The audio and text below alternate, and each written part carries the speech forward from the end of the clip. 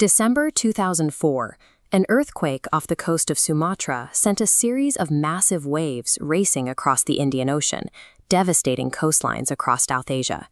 But before the water slammed into the eastern coast of India, the ocean did something terrifying.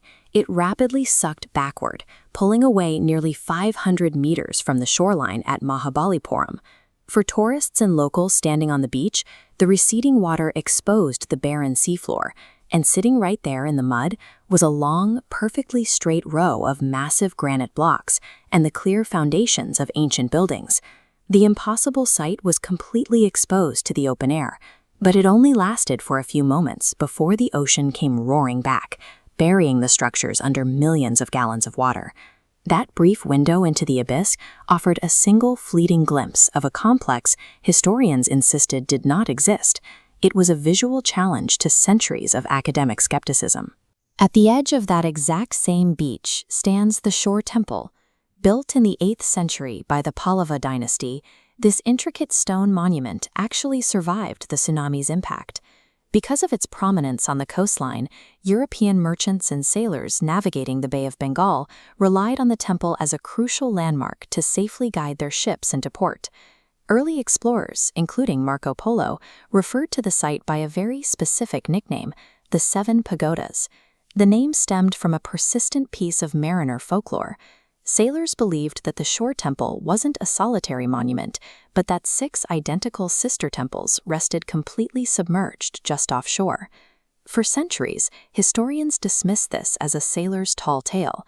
There was no physical evidence beneath the waves to support the existence of a larger complex. The origins of the sunken city are rooted deep in ancient Hindu mythology. The story starts with a tyrannical prince named Hiranyakasipu, who banished his own son, Prahlada, for being too devoted to the god Vishnu. The legend says the father and son argued over whether Vishnu was truly everywhere. When the king kicked a stone pillar to prove a point, Vishnu burst out of the rock in the form of a lion-headed man and struck the tyrant down. Prahlada eventually took the throne, and his grandson, Bali, is said to have founded the magnificent port city of Mahabalipuram right there on the coast. The folklore dictates that the completed city, with its 7 pagodas, was so spectacularly beautiful that it caught the attention of Indra, the god of rain and storms, who became intensely jealous. In a fit of rage, Indra summoned a cataclysmic storm, plunging 6 of the temples to the bottom of the ocean in a single violent stroke, leaving only the Shore Temple above the tide. For generations, the only people who took the story seriously were the local Tamil fishermen. They routinely claimed they could see the glittering copper tops of those drowned temples beneath the water from their boats. This dense layer of mythology effectively acted as a protective time capsule. It preserved the oral history of a real, sunken complex that the academic world had long ignored. When the waters finally settled after the 2004 disaster, locals walked out onto the altered Mahabalipuram beach to survey the damage. The sheer force of the receding waves had scoured away centuries of thick ocean sediment, reshaping the coastline and exposing things that had been buried in the sand for a very long time. Sitting out in the open was a massive granite lion statue. It featured a small carved niche right in its chest, and archaeologists quickly dated the piece to the 7th century Pallava era.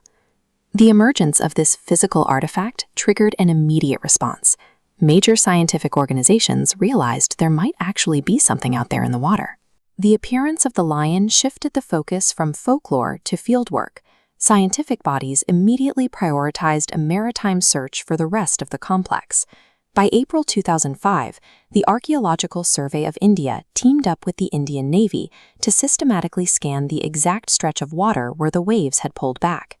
They deployed sonar equipment from boats, sending acoustic waves down to map the topography of the seafloor, focusing specifically on an area about 500 meters off the coast.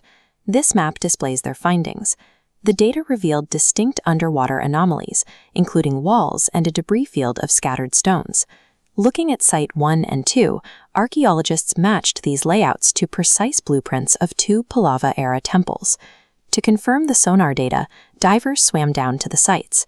This underwater photograph shows exactly what they found: massive granite blocks, heavily encrusted with marine growth, sitting right on the seabed. Researchers scraped off that calcareous marine growth, which only forms after a stone is submerged in seawater, and subjected the samples to radiocarbon dating to figure out exactly when these buildings went under. This schematic illustrates their conclusion. The dates showed the structures sank in separate phases over hundreds of years. The temples were gradually swallowed by relentless coastal erosion, storm surges, and earlier tsunamis. The devastating tsunami of 2004 had peeled back the ocean to reveal a lost chapter of civilization. It proved that the mariners and the fishermen were right all along. The legend of the 7 pagodas was an accurate oral history of a real, magnificent complex waiting quietly beneath the waves.